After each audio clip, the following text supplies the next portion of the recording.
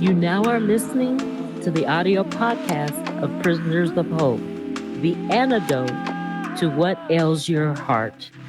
I'm your host, Dr. Deborah Whitson. So come on in, pull up a chair, and open up your mind as you get ready to receive the download that hope will bring.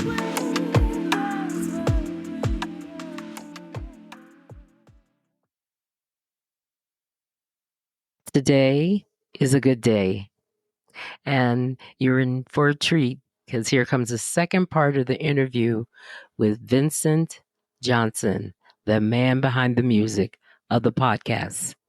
Enjoy. I knew I wasn't stupid. I knew I was a smart young man, but I just didn't know how to study and apply myself. And so I applied to Berkeley my very first year. They said, you know what, you got a lot of talent, but your GPA graduating out of high school, we're sorry. You know, we're one of the top schools in the world. And so you're gonna have to work your buns off, man, and go to a community college or to another university and then apply again. Well, I did that. And my first year at Metropolitan State College, now university, I got a 4.0. And Wow. yeah, it was, for me, that was a very big deal because I'd never got anything above a 2.5. You know, and so that was my first year really learning. I think it's important for young people and anyone to learn how they learn. And that was when I was able to determine, oh, I understand I'm a visual learner. And I'm an audible learner as well. And so I applied to Berkeley again, got accepted. Not only did I get accepted, but I got a scholarship.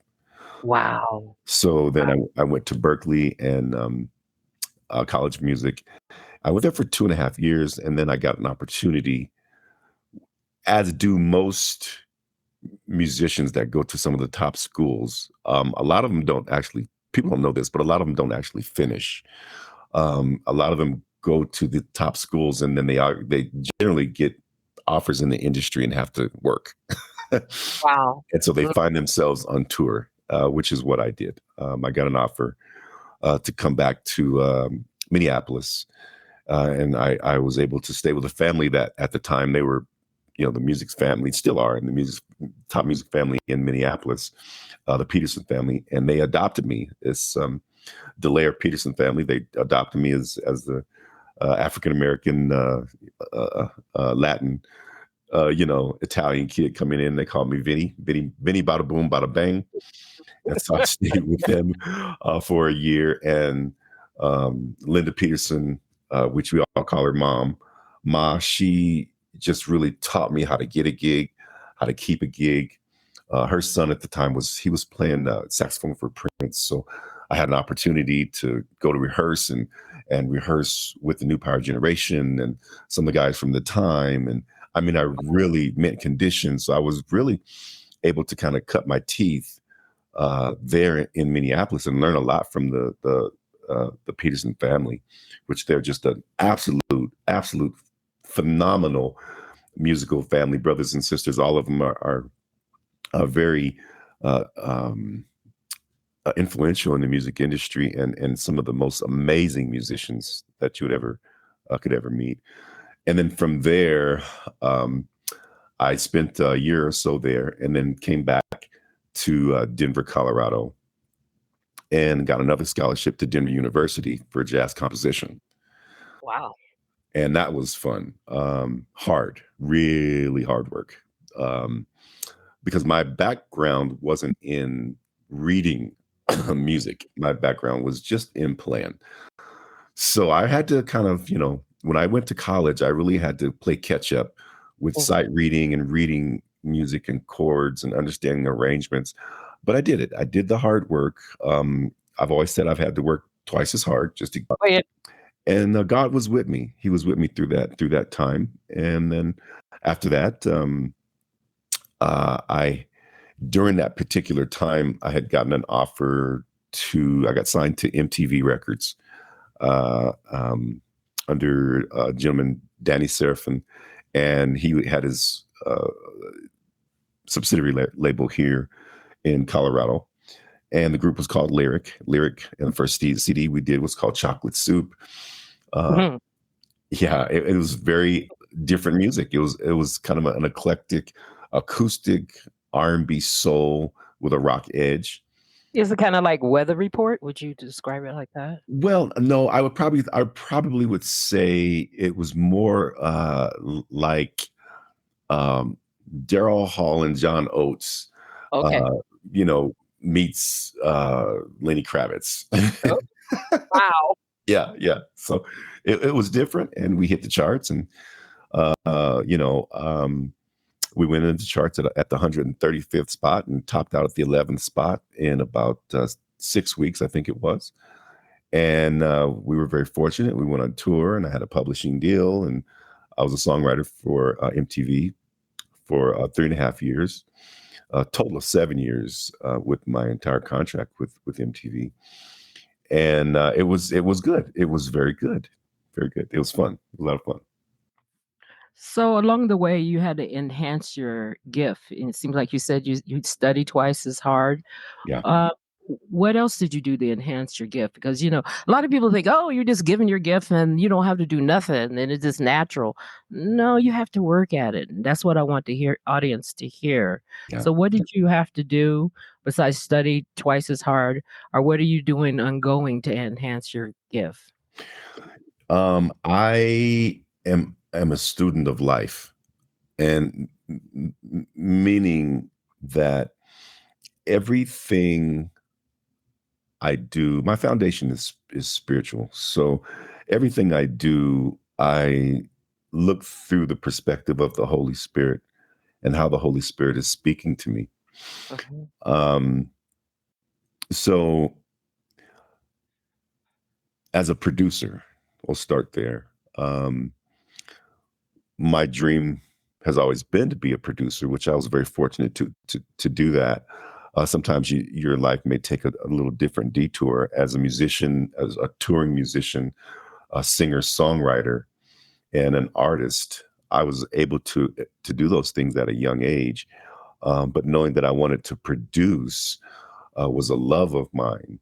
And a producer is kind of like a barber or a bartender, right? You know mhm.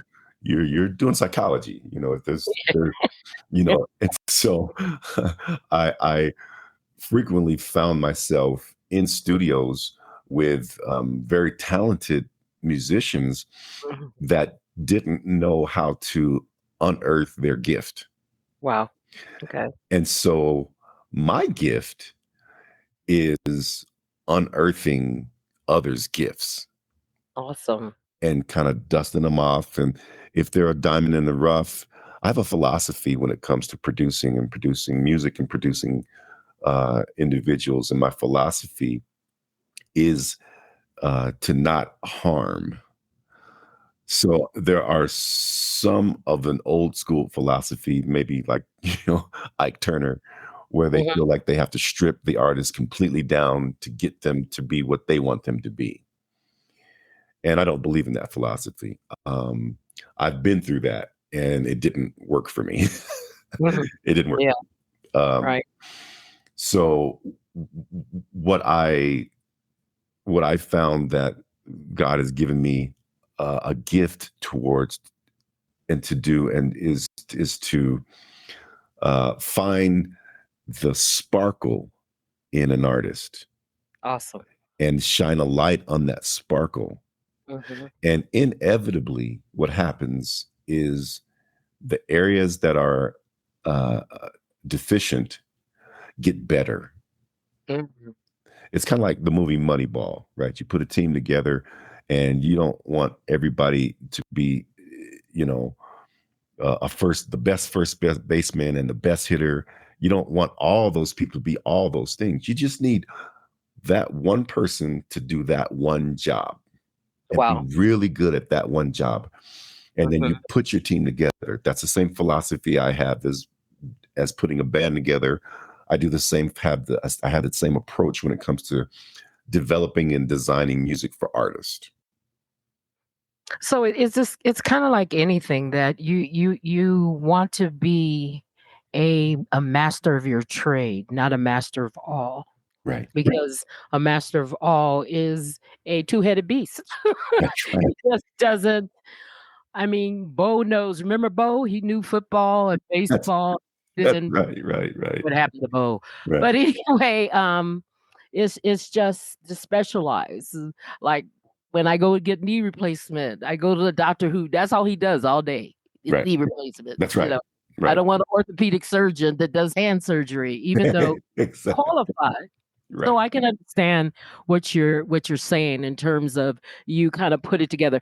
I kind of like Johnny Cochran was. He was kind Right. of like the dream team architect. You know, he Right. put them all together and he had them all Right. working their area of expertise. That's right. You know that's interesting. Whenever you work with a group, you want to work on people's strengths, Right. n- not their weakness. You want to modify their Right. strengths because That's right. in that area, that's where you're going to get the best. And I can see that philosophy. I believe in that too.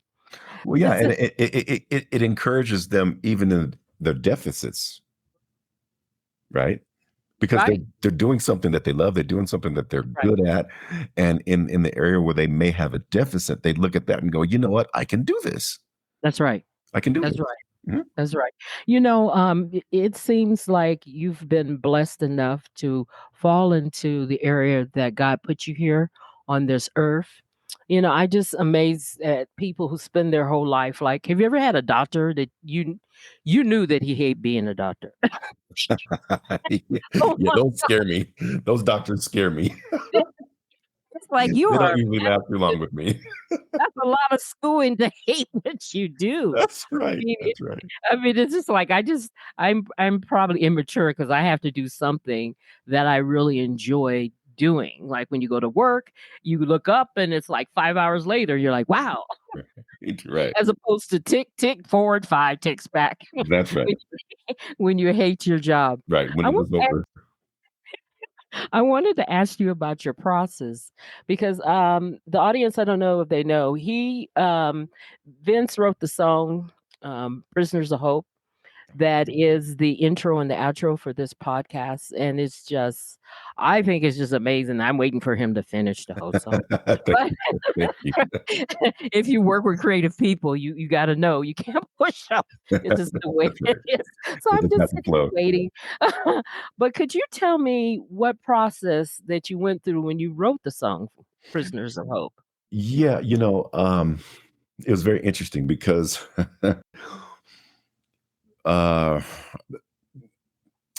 inspiration comes in a myriad of different ways. So inspiration for me for this particular song, uh, "Prisoners of Hope," you had told me the story behind Prisoners of Hope and what it meant to you.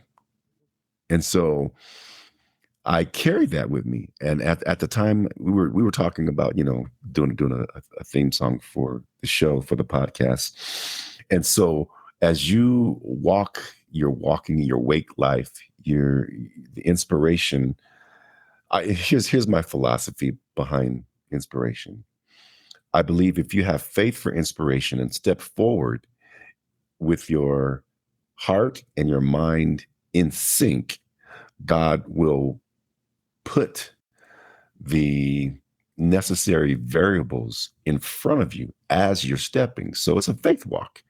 You have to Right. step forward and then he puts it there.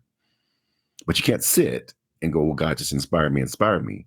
No, you have to step forward. And for me, stepping forward was being a very awareness. So one morning, I'm going out to breakfast, and there's this young lady. Her name is Nina, and she is just bubbly, bouncing all over the place, and just as friendly she can be, taking my order, and just brings life to her coworkers. Awesome. And you can tell that. And I watched her a couple of times. I think she's just got her she's cool. She's really cool. Like. And so I said, okay, all right. And then one morning I said, well, she's taking my order. I said, well, I got to hurry because I've got a session at home, and I've got to get home to work on a session. I've got a client coming. She goes, oh, wow, I'm a musician. I said, oh, really? And she goes, yeah, I'm a singer. Now, in the spirit, God knew this. And in my spirit, I knew there was something special about this individual. Awareness is a lot of times the key, and sensitivity is the key of stepping forward in faith into what it is that your passion is. So here she goes, and she says, well, here, I'm going to leave my phone with you, and I'll let you listen to this, and you can tell me what you think. She walks away. She leaves her phone with me. She comes back about 3 or 4 minutes later, and there's tears rolling down my face. Wow. Wow. And I looked up at her and I said, you're not a singer. I said, you are the singer. And she smiled. She goes, I've been told that before. Where there's this little bubbly, humble personality. And I said, okay, Lord, what are you trying to tell me? He goes, I need for you to use her. You told me to bring a singer to you. And I have been praying, Lord, bring a singer. I need a female singer. Just bring a singer. Well, there was something that stood out about this individual. So I said, hey, you know what? If you got some time in the next couple of days, maybe you can come through the studio and I have you sing on some stuff and we can see what we can do. She goes, okay, cool, great. La da da da da da,